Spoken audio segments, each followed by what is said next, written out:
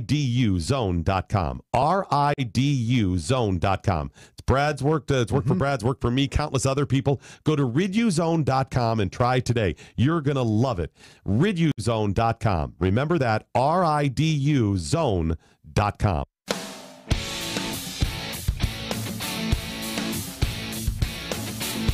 Oh, gotta unmute the mic. I'm live. Holy crap, dude. These long weekends are killing me. Jeez, we get my act together here. I'm not gonna blame it on grief today. It is what it is. It's Tuesday. Matt's like, dude, I didn't do it. It's automated. I didn't do it. Yeah, now Ron automated all of this. You know, that new guy? And I forgot to turn your camera on, so they were all just looking at the Spoony Splash page. Oh, that's okay. It's probably better looking than you. Yeah, exactly. That's what I'm thinking. I got to learn to share this to my page earlier as well. But anyway, is it Tuesday? It's got to be Tuesday. Feels like a Tuesday. Feels like a Monday. All right. I'd hate to have to talk about it, but Valentine's Day is coming up. And anybody who's listened to me before knows I don't like made-up holidays. And by that, I mean this is something concocted by either the greeting card or the chocolate manufacturing industry. I'm sure of it. Back in the maybe 1920s. And it is named after a real saint. But I just have a hard time promoting something that's really, actually, I probably shouldn't think this way. It's really good for restaurants that week, although it's very difficult. It's a difficult week. I can't even tell you how difficult it is to work in a restaurant during Valentine's Day week. Especially a week like this where it's a long week because Valentine's Day actually falls on Thursday. So people will start going out on Wednesday and then it will continue through the weekend and then probably up until Monday. So you have basically 5 really heavy days of traffic, which is great, but you don't always have the A-team on during that whole time, and it just gets stressful. We try to take too many reservations at times, and no matter how well you try to time things, people are late or people are early. So what ends up happening is you get this funnel of guests, which end up all kind of culminating at this peak time, which is 7 to 7:30 or 8 o'clock on a Friday night. And it's just really difficult to give everyone good service. Not only that, the expectations are set so high at that time, because it's Valentine's Day, right? You want to treat your special person to something nice and make them feel like they're loved and special. But a lot of times the servers have more tables than they can handle. You have more reservations coming in a faster amount of time, in a shorter amount of time, and service fails. And sometimes the kitchen breaks down. I admit that that's happened several times in kitchens I've worked in, or you run out of product. There's nothing worse than a couple coming in and having a very specific meal in mind, and they get there and they don't have it. That's really, really, really bad for restaurants. It's probably one of the worst things that can happen, especially if it's a signature dish. But anyway, we will talk about it a little bit this week. Now, you can go out to dinner or you can cook at home. And, if you cook at home, then what do? I mean, what are the options? Well, if you're not someone who cooks on a regular basis, then you need to rely on a recipe. So there are some easy recipes that you can do. Oh, wait, I found a funny. Oh, here's another one. How giant squid on a stick? I don't think so. Apparently, yeah, that we're not going to put that on the menu. Somewhere this just popped up. Somewhere in Australia, in Melbourne, it's called Ika 8. Ika, I-K-A, is actually the word for squid in Japanese. Ika 8 apparently is a snack stand that oh my goodness, yeah, it's like a little small. It's like almost a kiosk-sized storefront that sells squid on a stick. I think I'll have to pass on that one, although I like Japanese squid. So, Valentine's Day dinner recipes. There are, oh my goodness, I don't know how many different meals you could make for Valentine's Day. But if you're thinking about serving 2, right, then what do you make? Everybody kind of wants lobster and steak. You could do that. One of the easiest things to make is pasta. And I think one of the underrated pasta preparations is vodka sauce, right? Typically, there's not actually any vodka in the sauce. It's Matt's over there talking with the chef. No, you're cool. You're cool. I'm just like, oh, what'd I do? What'd I do? What'd I do? He's like, hurry up. Come on. Showtime's over. Damn, I was hoping. So anyway, so pasta. Pasta's a really easy one, and I like penne. It's one of my favorite pastas. 2 reasons. A, it's bite-sized, right? 1 piece is 1 bite. If you are a restaurant owner and on Valentine's Day you are putting what we call long pasta on the menu for the first time, it's an epic fail. You don't put it on the menu for prom. You don't put it on the menu for Valentine's Day, and you certainly don't put it on the menu for Mother's Day, because no one wants to walk out with a spot of red sauce on their dress or on their suit or on their good dress clothes. And as a chef, I only have 1 clean, non-grease stained pair of pants and shirt for the most part, typically. That means, I can't have nice stuff because it just gets ruined with grease from the kitchen. But yes, red sauce is typically a fail. However, in this case, because it's penne pasta, not a problem. Now, if you're dining at home, it's not a big deal, right? You can change clothes afterwards, I suppose. But so I think pasta is an easy one, and I think you can make a good enough sauce, or you can buy a really good sauce and doctor it up, that you can impress your date or your partner or your wife or your husband, whatever they happen to be. All right. Now, these one-pan dinners are becoming really popular, like a sheet pan dinner. And actually, there are some really easy preparations. You can do a surf and turf mixture, right? And there's one that's, you could do shrimp or lobster, but I think shrimp is probably the easiest. But this one is actually, it's shrimp, steak, and I want to say, Yukon mashed Yukon Gold potatoes. Slow down, Patrick. And then some spinach, right? And it's basically a creamy Gruyere spinach dip and some shrimp. So basically you sear the steak, season it with salt and pepper, sear the steak, and then you make your mashed potatoes. And this can all be done, it can all be cold the next day. You can pre-do all this the night before. Sear your steak, salt and pepper, pre-make the mashed potatoes, and then you make your this cheesy spinach dip, right? Which typically, I'm not even going to read the recipe, but typically it's either mascarpone or cream cheese.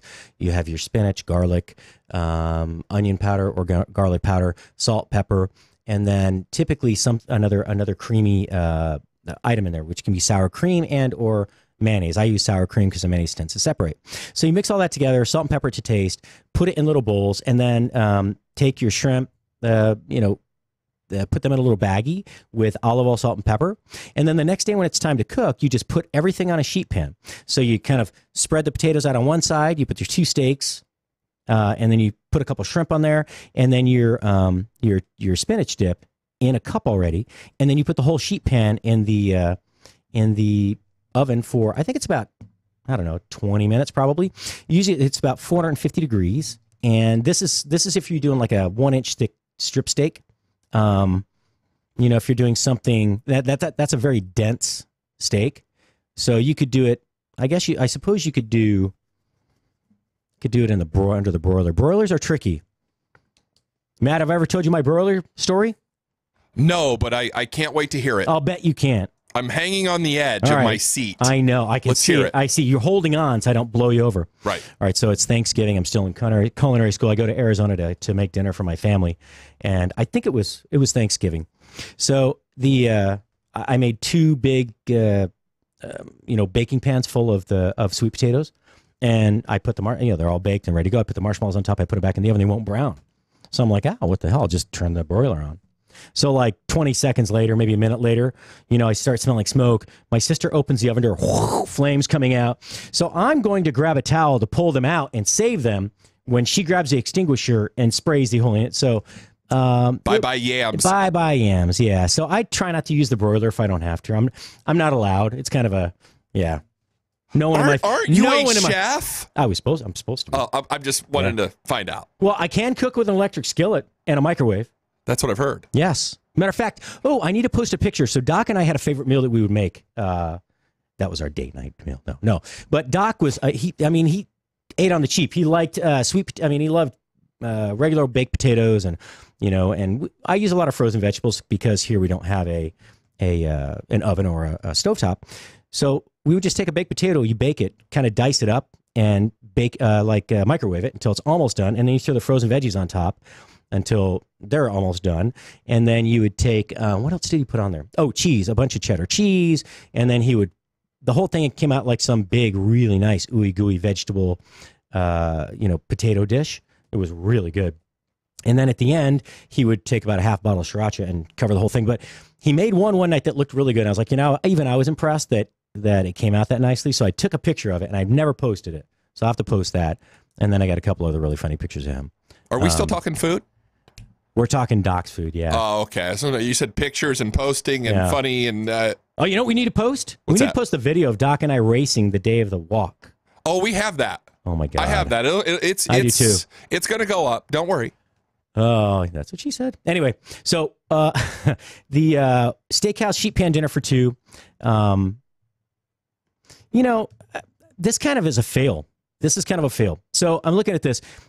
The mashed potatoes not a problem. You pre-make them the night before. You put them on the pan. You bake them at any temperature. Doesn't matter. The steak, you have to sear the steak. Then you put it on the pan. But it's going to cook at a separate temperature than the shrimp. All right. Now, then you have the spinach dip in a ramekin, which is going to cook. Okay, and I'll tell you, I'm trying to steal this content from Food Network because they already did the work for me. And this particular dish, it's easier just to cook everything separate and not do it as a one pan, like a sheet pan meal. Way easier. Yeah, doesn't work.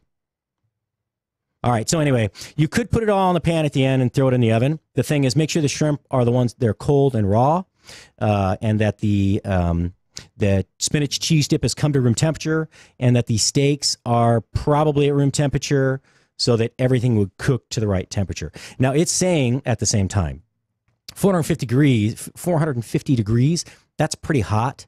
You might want to start at 450, and then I would probably turn the oven down to 350 and cover the potatoes after like 10 to 15 minutes so that they don't burn, and then let everything go to the end.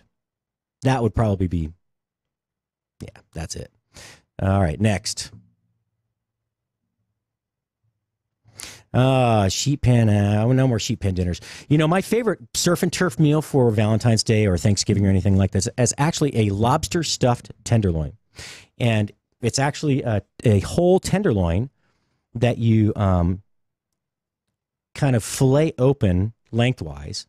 And then after you open it up, you salt and pepper the inside. And then I take it's called a duxelle. And a duxelle is a mixture of, it's basically shallot and mushroom. But I just take mushrooms, chop them up really finely. I mean, really fine. You don't want to puree them in a blender because then you get a paste, but you chop them up very finely, as finely as you could with a knife. And then you saute those in a pan with butter until all the moisture's out and it really starts to brown. And it changes the flavor tremendously. Then the only seasoning you put in there is salt and pepper. I'm suppose you could put garlic and other things in it. And you can put some shallot in there if you want, which I prefer in cooking with over onion. But with that, then once it's really dry and starts to get really nice and this golden brown color to it, you let it cool off, and then you spread that inside of the fillet. And now the fillet, you have to cut deep enough into the fillet that you can kind of open the center large enough to get lobster tails down the middle.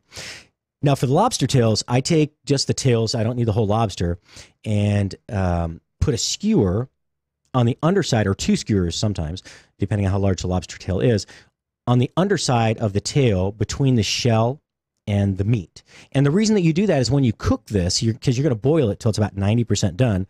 When you put it in the boiling water, if you don't do that, then the tail curls, and you don't have this nice straight tail to work with.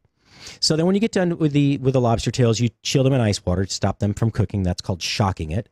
So you go from boiling water to ice water to stop the cooking. Then you take them out, you remove them from the shell. And what you do is you put them, the thin end of the tail, you overlap those so that you have the same thickness inside the whole fillet. And then you take that and you truss the fillet, you wrap the whole thing back around the tenderloin. And then you sear it you sear the outside, salt, pepper it, little olive oil, you can put garlic, parsley, things like that. And then you sear it in a really hot pan, and then put it in the oven and roast it. And it takes about 30 minutes at like 400. And then you just take it out, let it rest a little bit. It is one of the most fantastic dishes if you don't overcook the meat. It has to be medium rare in the middle. The lobster will have just been cooked through, and then you can serve that with anything like a red wine. A red wine sauce would be really good, but if you can do a I guess a hollandaise sauce would work, but something. I love tarragon, so if you do now I got to look it up. Hollandaise with tarragon.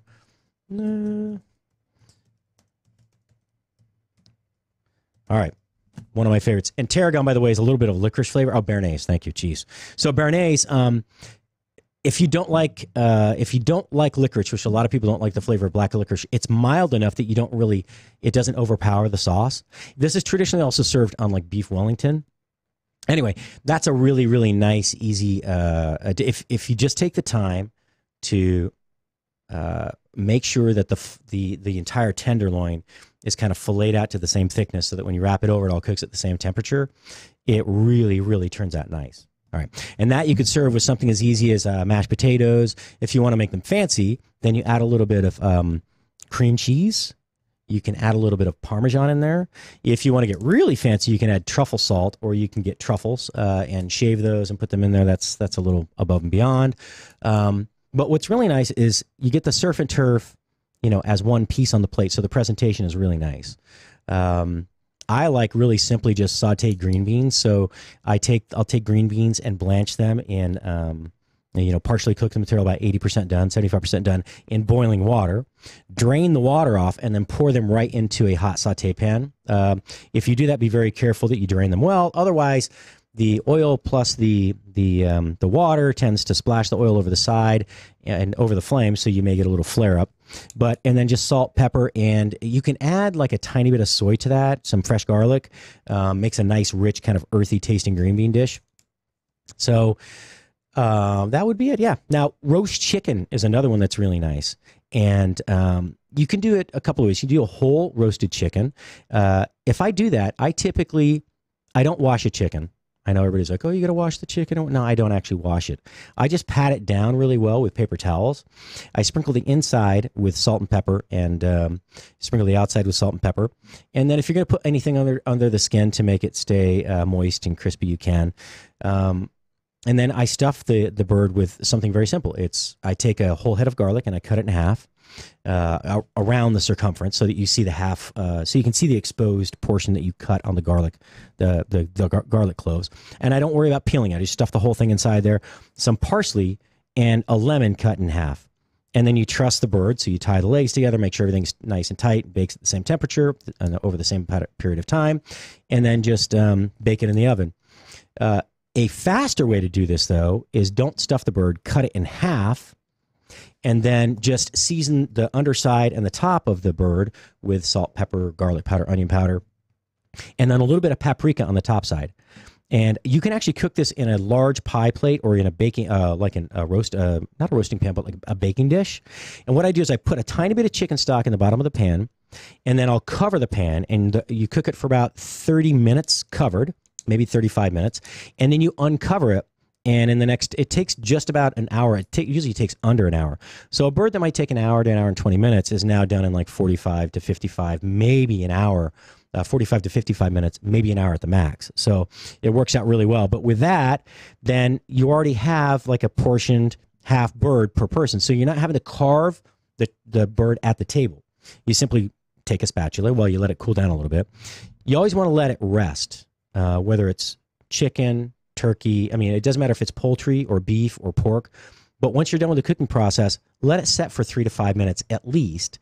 What that does is allows, as the temperature on the outside starts to cool, the water kind of gets drawn towards heat. So the juices are going to start to redistribute into the meat, the flesh, towards the lower side of the poultry, so chicken in this case. But let it rest, and then again, so whatever you're going to have, whether it's mashed potatoes, a baked potato, you could do oven roasted potatoes, would be really easy. You throw them in at the same time that you're making your other, you're roasting your hen. Actually, if you buy the little fingerling potatoes, which they have 1 pound bags of at the grocery stores now, and they're perfectly bite size, but you toss those in a bowl with olive oil, salt, pepper, fresh garlic. typically do the parsley after, so it doesn't burn in the oven. And then you a little olive oil, salt, pepper, garlic. Yeah, that's about it. Maybe onion powder if you want. But then you just roast those on a sheet pan. That's really good. But if you want to make it even more unique, you can actually buy some Creole mustard, right? Zatarain's Creole mustard, or there's Emerald's is out there. You take that and you can make like a little dressing out of it. So you take that, a little bit of honey, some olive oil, salt, pepper, and you and maybe some lemon juice with that if it needs any more acid. But you blend that up. It's a super simple dressing. And then you just, when the potatoes are still hot and they come out of the oven, then you toss them in the dressing. And what happens is it's kind of absorbs some of that. And then right before service, just add a little more dressing. Swish them around in the bowl again and put them on the plate. It makes for a really unique side dish that can be served warm or cold as a side salad, but also as just a side dish to an entree on the plate. And then, of course, you want a gravy. So the easiest way to make a gravy, I tend to with like roasted chicken, I make a clear gravy. So I just take the juices, the pan juices, and I'll put them into a saute pan. Typically, the more surface area, the quicker that it goes. So you bring it to a simmer, and I make a cornstarch slurry. So I take the cornstarch, mix it with water, and now there are two ways to do this. You can add it right to the pan, this cornstarch and water mixture. The problem is if you're not stirring constantly and really fast, which can make a mess, kind of splash all over, it tends to, like, you get little chunks basically of cornstarch. It coagulates so quickly, and you end up with, and my mother's gravy was never lumpy, but you end up with lumpy gravy. So you have to strain it and all that stuff. Just if you add the cornstarch slurry before the liquid starts to boil, then you don't have to worry about it, right? It's already in there. And then as it boils and the cornstarch starts to thicken, as long as you're stirring, you don't get lumps. Another nice addition to this would be maybe sauteed mushrooms added into the gravy. Yeah. Sounds good. I'm really hungry. I got to learn to eat before the show. All right, we're going to run out of time here in a few minutes. Beef Wellington, which Beef Wellington is almost the same as the lobster tenderloin, the lobster stuffed tenderloin I was speaking about. Very similar to that. It's got this duxelle, this mushroom paste that you put around usually put on top of the filet, and then you wrap the puff pastry around it and then bake it. There's an easier way to do that, though, and instead of taking an individual filet and wrapping it in puff pastry, then you take a larger center cut, like a Chateaubriand, which is the center cut of the filet, the thicker part, and it's just it's a better, higher quality. You don't get the tail part, which cooks too quickly. If you take that and then you wrap the whole thing in puff pastry, then when you bake it, it's easier to slice into individual pieces. And also, if you're going to have a dinner for 4 or 6, it's a lot easier than making individual beef Wellingtons. So again, that would be served with a béarnaise sauce. But all right, so again, if you want to see this, it's at foodnetwork.com, Valentine's Day dinner recipes. I'll post a link, and hopefully the link will be fully visible, because sometimes they actually hide the link or they hide the picture from me. I'm just trying to give you exposure, Food Network. All right, so the second half of the hour, I have a special guest calling in. My sister and her husband, Kevin Carey and Karen Carey, Karen being my sister. She's a life and business coach, as is he, and we're gonna talk about the difficulties of working together as a couple and how couples can overcome that, and how to find that work-life balance. It's Valentine's Day week. Might as well, see if we can't help some people out there. It's hard enough to work together, but if you're also married, couple, somehow otherwise committed, it can be extremely difficult. Trust me, I've worked with so many restaurants where that's the major issue. They work together, they live together, and all that time and a lack of focus on the relationship tends to become an issue. Anyway, so she'll be calling in at the bottom of the hour. And of course, I think we'll do a Stump the Chump today, something where we'll come up with some obscure food term. All right. I might have Matt. Actually, Matt, you want to come in and get this? All right. So we're going to have you just like open up to a page, and hopefully you'll pick a word I know. Anyway.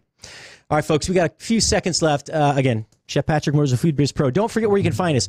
If you want to go to the podcast, go to Spreaker.com, look up Food Biz Pro, or you can look up Spoony Radio. You can go to Spoony.com, Spoony Radio on all the social media, especially Facebook Live, Monday through Friday. We'll be right back. Stay tuned. We're not solving all the world's problems, but we're bringing people to the table. Spoony.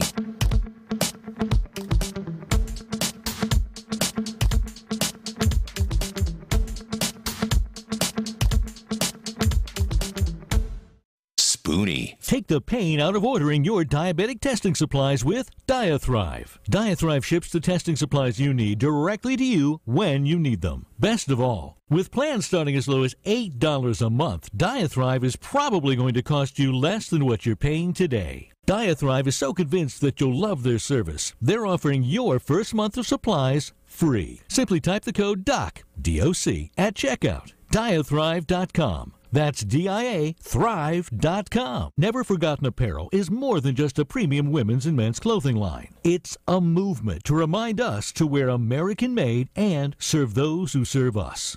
Our heroes. Never Forgotten Apparel gives 20% of their total sales to nonprofits that support homeless veterans and off-duty firefighters, and 50% to individual veterans and firefighters in need nationwide. Check out NeverForgottenApparel.com. Use promo code MATT, M-A-T-T, and get 15% off your purchase. Have you done it?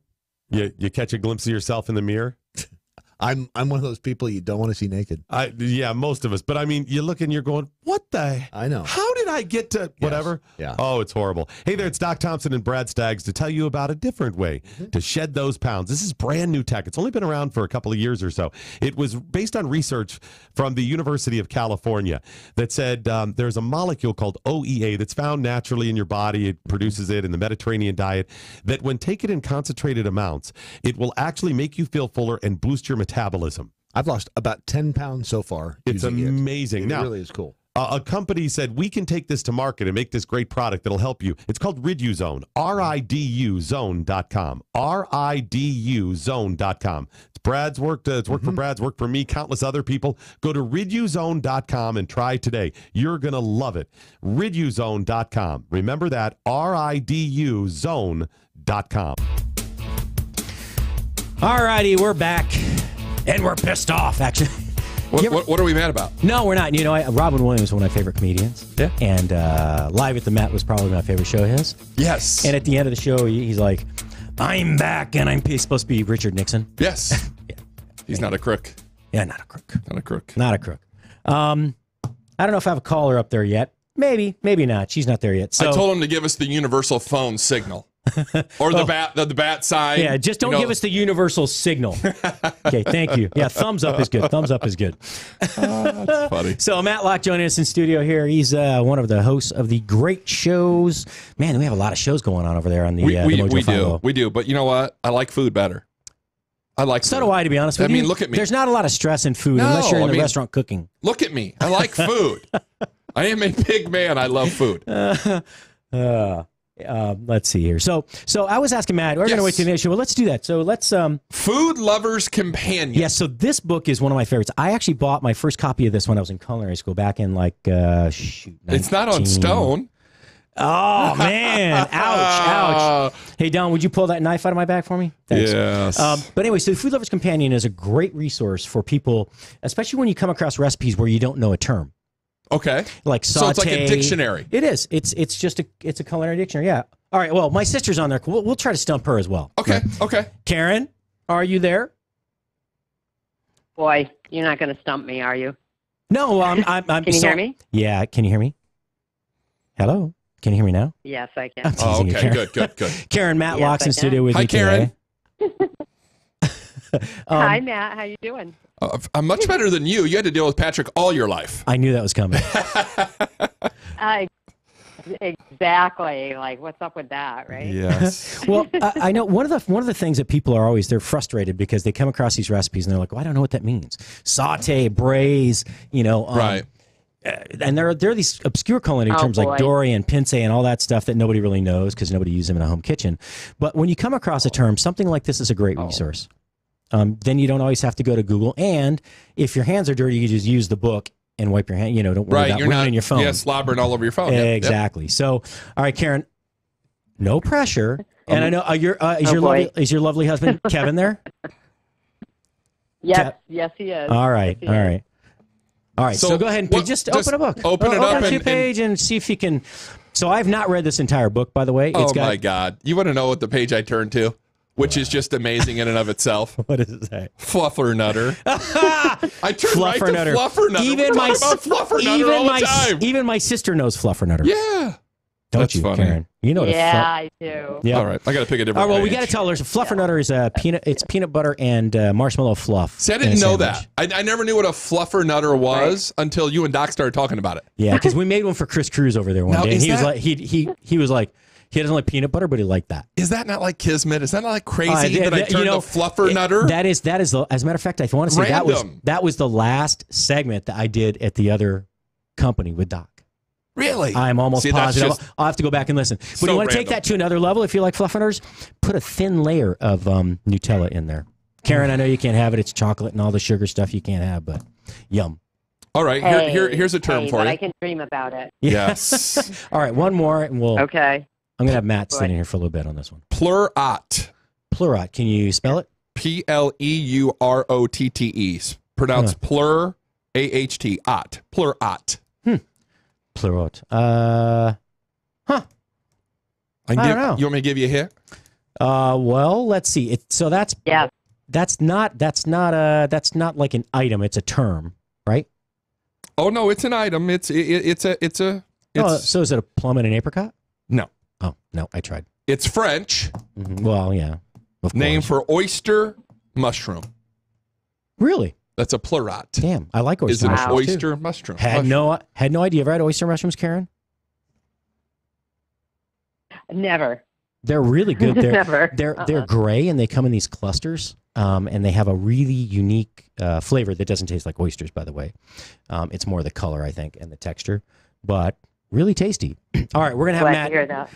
If we have to waste some time at the end of the show, I'm gonna have Matt ask me some more. But Okay. you're welcome to stay in here if you want to. It's I'll gonna be sit some right fun here. business I'll stuff. listen. I'll listen. But I started to tell them, Karen, you've been a life and business. I mean, when I say life coach, it's not just coaching people through, instances they come across once in their lifetime. You work with a lot of couples and a lot of businesses, right? Well, we work with some couples. Okay. Whoops. Oh, is that my? All right. I can't hear it. It's okay. Do you have another call? Can't. No, I can't hear it. You're fine. Just dump the call. Send it a I voicemail. Okay. All right. Great. Okay. All right. They won't. They won't know that I told you to do that unless they're listening. Are you there? It's snowing like crazy today, so I think the internet and the phones are a little messed up. So anyway, your question was, we work with a lot of groups, individuals, entrepreneurs, and then also businesses. Mm-hmm. Like already established businesses. So that's kind of what we do.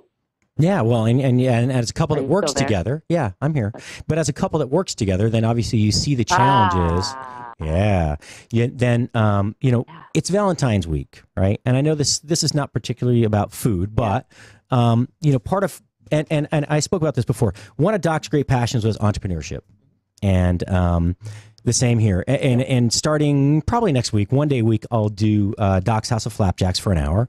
It will be just basically a food and beverage entrepreneur a platform for entrepreneurs in the food and beverage industry to call in, come in, visit, just do an interview and kind of give them some exposure to build their business. So, but working together, I can't imagine, what it is to work together as a couple. But she giggles. Yeah. There's stories behind this giggle. Well, I know my sister and I know her husband, so yeah. Actually, Kevin's a great Let's guy. just say it took us a while. But it took us a while. Yeah. You'll notice that as the husband, I am not speaking, and that's the secret. well, she doesn't want you to get all the attention with the nice thick, British accent, which really. So, Kevin, your accent isn't really. It's not English. I mean, is it Irish? I don't know. You're mixed. I know you're from Liverpool, but via. I don't know. Where does it come from? There's a combination. I grew up in Liverpool, but my father was Irish. That's what I thought. A lot of my childhood in Ireland. So, and everywhere I've worked in the world, I tend to pick up words and phrases. So, I sound like an Australian sometimes. Me too. Typically cuss words, but we won't talk about that now. All right. So just to give a little background, Karen, you were very successful in the hair salons and other business, and I know one of your first kind of consulting jobs like that was to help other people to own salons, right? Didn't you do that for a while? Yes, Okay. absolutely. I'm making sure I didn't just imagine all this. Team build. All right. Yeah, team building customer service. Okay, and then Kevin, you were like a guru in the tool and die industry, and you built several, multi-million-dollar companies, and very well known in that industry. And then you met, got married New Year's Eve, and you've been together ever since for close to 20 years, I guess. So now, when you come, what are some of the challenges that couples face working and living together every day? And then what are some easy a few recommendations you could give? Not necessarily personal experience. You've worked with other couples. I know we've spoken about that a little bit. But what are some of the common things that one sees? Is there work-life balance issues? I think for most of the time, it's every couple we work with, including ourselves, you've got to give yourself time to talk to each other and talk about what you're doing and why you're doing it. And when we work with couples, they often don't have time, or they don't find time to talk to each other. And that's a very simple first step. To have a conversation, to communicate, is the basis for a good relationship. Well, and I could see how also maybe setting some parameters, like setting some boundaries about, okay, once we're home at this time, we stop talking about work. It becomes family. Right. Because I could see how that can you really... do understand. Go ahead. I'm sorry. You do understand that we never stop working, right? Us two. Well, I know right? you two don't, but yeah, I know. Yeah, but here's my thing is we both read the Four Agreements a number of years ago. Are you familiar with that book? I am. As a matter of fact, you recommended it to me. Yeah, and to me, like whether you're just going on a date or you're hanging out with your family or you're running a business together, and particularly in running business together, like that's how you got to get up in the morning. And then when you take your work hat off, and that's how you got to be when you're just hanging out with your spouse partner. Like no taking anything personally, like period, so that you can have proper discussions around work. Because as soon as the charge gets up, then you're in trouble, right? Or you think you're right or whatever, right? Well, what do you say? You saying I take things personally? What are you talking about? What are you talking about, Karen? I mean, geez. Hey, we had a little discussion this morning that was quite interesting. It was like, but we get our discussions over in about 3 minutes, and then we're like, okay, we're just like, it's just business, right? Or absolutely how we look at things. So actually, producer Ron and I had a good talk the other day, right? It was that later in the that afternoon. new guy. Yeah, the new guy. Yeah. What's his name again? Ronald or Rondolph or Robert Richard, maybe. We had a good talk the other day, and that he's always surprised. He'll say something to me, and I think he thinks I'm going to be guarded or like defensive, and I'm like, whatever, dude. Whatever you need me to do, just tell me. I mean, so I have in the past, especially as a young chef, been you get guarded, right, and you're very sensitive to any sort of not criticism, but even input sometimes. But at this stage in the game, look, there's just stuff to be done. Just tell me what needs to be done. I'll do it. Tell me. Right. And it was a great discussion about that and how it's business. Just focus on the details of the business. Well, I have a question. Because this is related to work. My wife and I could never work together because we'd kill each other. I mean, seriously, we would kill each other. We're both type A personalities. We're take the reins and go and get out of my way and I'll get it done. And we don't do real well together that way. What would you say is your greatest success of being together working? How do you see that? So I'll answer first, then Kevin, maybe you can add as well. As you can tell, I do all the talking, right? So for us, it just took us a while to trust each other.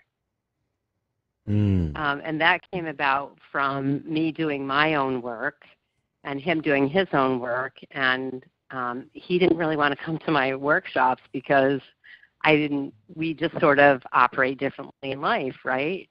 And so eventually he did, and he helped me, and he started to then trust. Like he wasn't going to look like an idiot if we were doing things together. And, you know, so I think and I had like, you know, and I was able to hear that, like, okay, I hear what you're saying. So, you know, it's this whole thing about taking off your ego, don't take it personally. And if you're going to kill each other, don't go into business together, right? Well, Good and advice. being able to recognize that you have that personality trait, Yep. And being honest about that. I mean, I'm a control freak, so you know I have a very hard. That's tough, especially when you spend day and night with the people you work with. Like, you know, I feel like even here, like Doc was not my partner, might as well been, but you know, I would depart and go to the other side of the building at like 5:30, 6 o'clock, because I'll be honest with you, I don't want to talk about show prep. I don't want to talk about imaging and all that. I have to separate myself from that, do my own work and focus on what I need to get done, and then come back to the group in the morning. Yeah. Well, and I ask that question because as men and women, we're wired differently. Mm-hmm. We're wired to work differently. We're wired to think differently. We are different, amazingly different, and sometimes that is hard to come together. Yeah, I hear what you're saying. We are definitely wired differently, and I think that we need to respect each other's differences, right? Once again, I mean, to me, it goes all back to the same thing. Like, what would you say, Kevin? I would say you often have a short circuit. Oh. I was thinking Kevin was going to attribute the success to heavy drinking in the morning. Yes. Through the evening. Starting at breakfast. Oh, 3 against 1. That's not fair. I love you, Karen. Was he going to have some bangers and mash, right? Little bangers and mash, little Irish. It was with a Guinness for breakfast. Well, see, I know food, Patrick. I know you do. I know. I can't wait till you get your show up and running. Would you just do something already? I'm working on it. We're real close. we had we had this thing kind of happen this week, so I'm close. I know. Jeez. I'm close. Jeez, but you know. What Having the a sense hell of was he humor? How about thinking? that? What the? All right. I called him a dumbass last week. Kevin, you want to say something else? Yeah, Kevin, go ahead. There you go. Save us. Yeah. Save us, Kevin. When I was a young supervisor, I was pretty bad at it, and my father told me something called RAP, which stands for respect, appreciation, and praise. And the most important thing in a relationship is to develop respect. You know, you've got to respect the other person. You've got to appreciate them. You've got to be able to talk to them and give them some feedback. And so one of the things that makes our relationship really effective is we have discussions, we have disagreements, but we give each other feedback without prejudice, you know, and try and keep the discussion open and flowing so that we don't leave anything with a bad taste. You know, we disagree on a number of things, and I've, of course, learned by now that I'm wrong most of the time. Isn't that the truth? You know, I have to respect the fact that she's got the tools in the kitchen and I've got no weapons. So he's a smart man. She's great. Oh, yeah, especially since he doesn't cook or anything. You know? Yeah, there you go. Well, you know, I there's one of my favorite quotes is practice being kind, not right. Right? Because how many arguments, how many disagreements are really based on an argument that has no relevance and has no importance in your life? So do you need to be right, or do you just need to be, does it really matter? Is this a battle worth fighting? Right. And is it going to make a difference long term even if you know you're right? Really, I mean, how many times do we just pick the fight because we picked the fight? Oh, I think it happens more than you think. Amongst husband and wives, among partners, that is siblings, not right. That's just that's not even marriage. That's family and friends and all other things where it's a societal norm. Mm-hmm. And so I have to have a generous wife. Yeah, you've got to have a generous wife. Yes, I mean the great thing about Karen is she's willing to explain to me why I'm wrong. And give him flashcards. And this is why I wanted Kevin in the background, because he's always got he's a full peanut gallery all by himself. Yes. But no, I mean really, I mean I've been around you two long enough, and over a long time. What was your anniversary this year? 16. Holy crap, 16. 19. Yeah. 19. 16. Wow. But you two are. It's funny. Well, you two tease each other a lot, but at the same time, you throw a lot of real valid compliments back and forth. And you have a different you always ask, Karen. I notice that you always ask, well, Kevin, what do you think?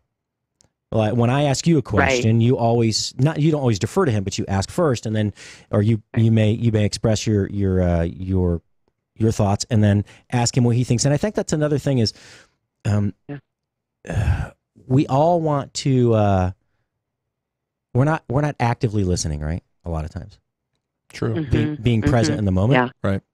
We're all waiting for the break in the conversation so we can express ourselves. Yep. Instead of actually listening, so that, because you never know. I mean, especially during disagreements, it's amazing how open your heart can become when you actually listen to someone instead of just, trying to be right, trying to force your point.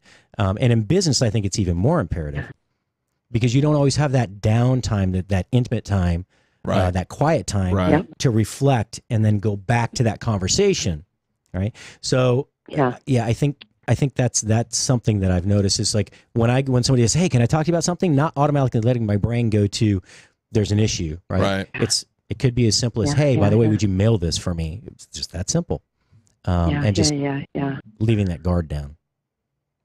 So I have a question. So what business do you guys run? What do you do for a business now? Coaching. Oh, wow. Coaching. So it's not looking at, like, we're not going to go and look over your books and things like that. We're going to look at, what's missing. What are the pieces that are missing in your business? How's the team working together?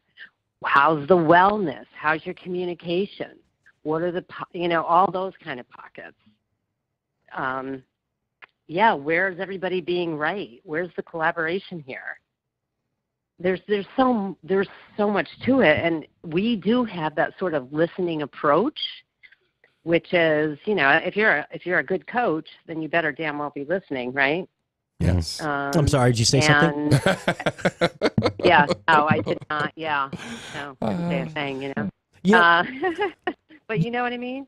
Yes. No, I did. Yeah, you also gave me a good piece of advice when I first started consulting. You said, coaching is not about telling people something. It's about asking the right question and then guiding them to draw on the conclusion that they need to see. And I thought that was huge. And then what? I'm sorry. And then creating a plan. You have to create a plan as well. Like, so it's not just asking the question, but then, okay, what's the strategies and where do we go from here? Implementation. And then accountability and implementation, right? And then, the discomfort of it. It's not always comfortable to make changes. Right. Our body and our brain and our nervous system aren't wired that way.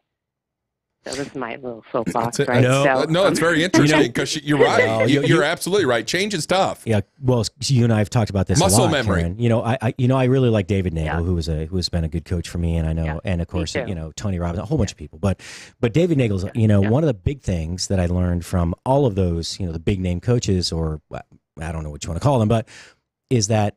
The unconscious, the subconscious mind is very averse to any change. That's right. Even change for the positive. Right. Which is why people stay in terrible marriages and abusive relationships and terrible jobs and things that they don't love in life. Because they're comfortable and change is tough. It really is. It takes effort. Yep. And not only that, until the fear of the unknown is not as great as the fear of staying in that situation, it's very rare that people will act. And what's even crazier about this whole conversation is America is a land of entrepreneurs, of people who are willing to go out there and try to make change. It's just who we are. It's how we're wired that way. It's what's fantastic about this country is we have more entrepreneurs per capita than any other country.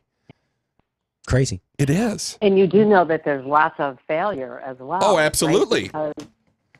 Because of that whole thing, like either the programming or the thoughts that are running in the background all the time about not deserving something, or it's even to that level, right? You guys know this, right? Well, we talked about it on the air the other day. It's when we're talking, we're giving a little, that kind of paying homage to Doc. Yeah.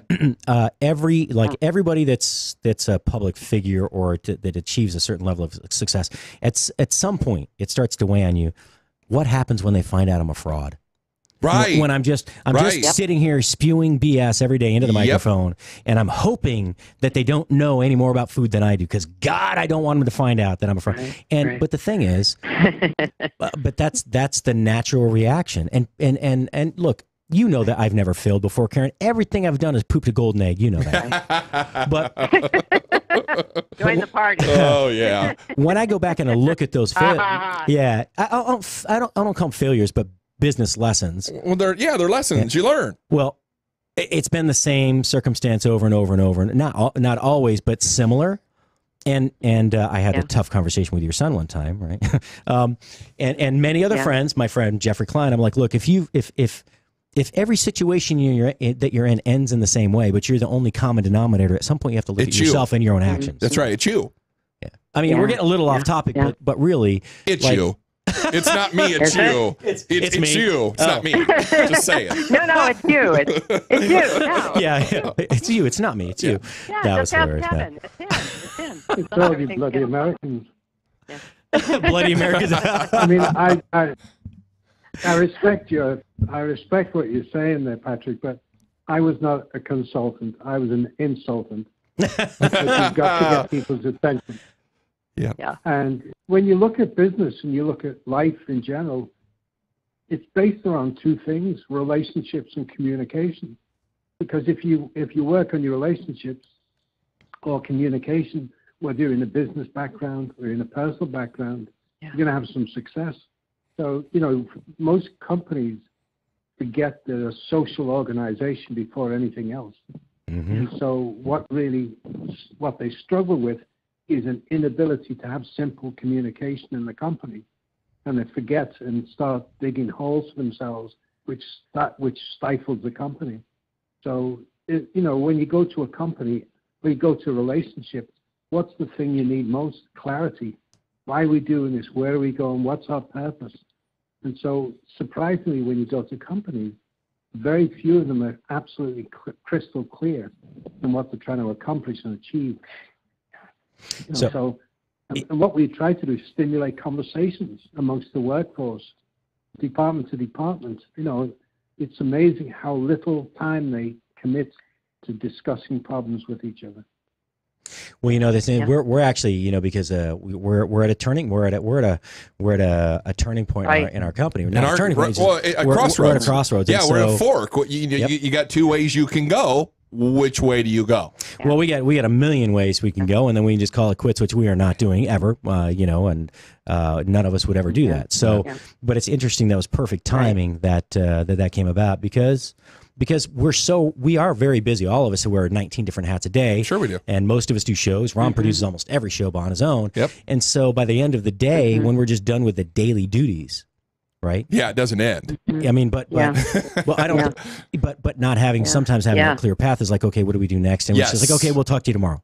Yep. Kind of, and we just do what we need to do tonight. But well, hey, we got a couple of minutes. We got about a minute and a half left, Karen, and I know. Well, that's why we're going to have you on every week, right? We're going to start. It's 30 minutes flies by on radio. Yep. That's why we're going to do a whole hour once a week. I thought you were going to review the famous British cooking book. It's only one page. It's called How to Boil Meat.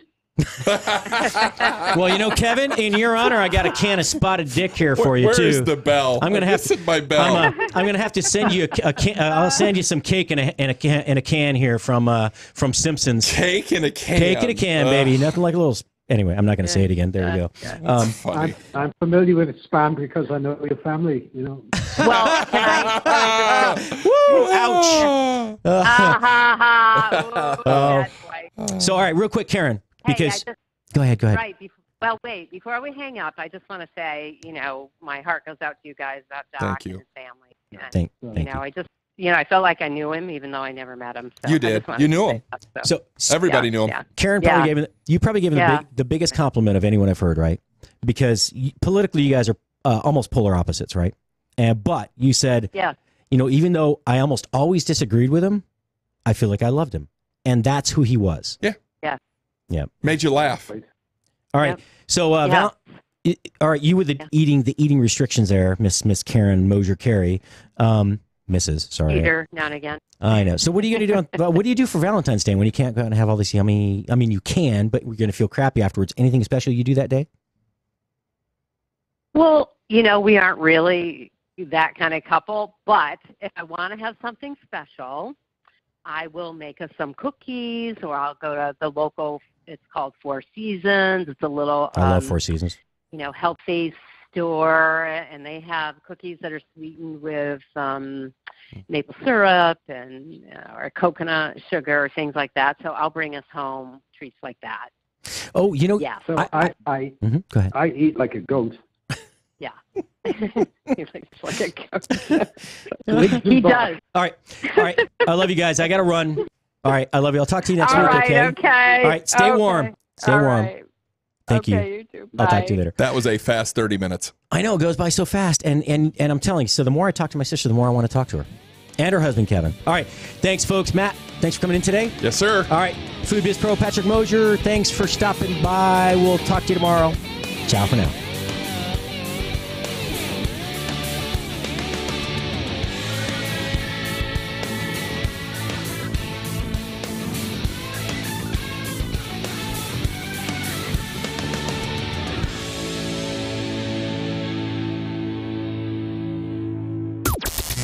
This is the only 24-hour Take Anywhere platform dedicated to food and fun. We're Spoony. Breaking news this hour from townhall.com. I'm Bob Agnew in Washington. President Trump says he's not pleased with the border security compromise from Congress, but he does not anticipate another government shutdown. Here's White House correspondent Greg Clugston. A day after the bipartisan agreement was reached, the president was asked if he was happy with the compromise. The answer is no, I'm not. I'm not happy. He didn't say definitively if he would sign the deal, but did signal that the government is likely to remain open. I don't think you're going to see a shutdown. I wouldn't want to go to it now. If you did have it, it's a Democrat's fault. The president said the bottom line is the wall's getting built. Greg Clugston, the White House. Meanwhile, the president says Democratic Congresswoman Ilhan Omar's apology for insinuating that lobbyists were paying lawmakers to support Israel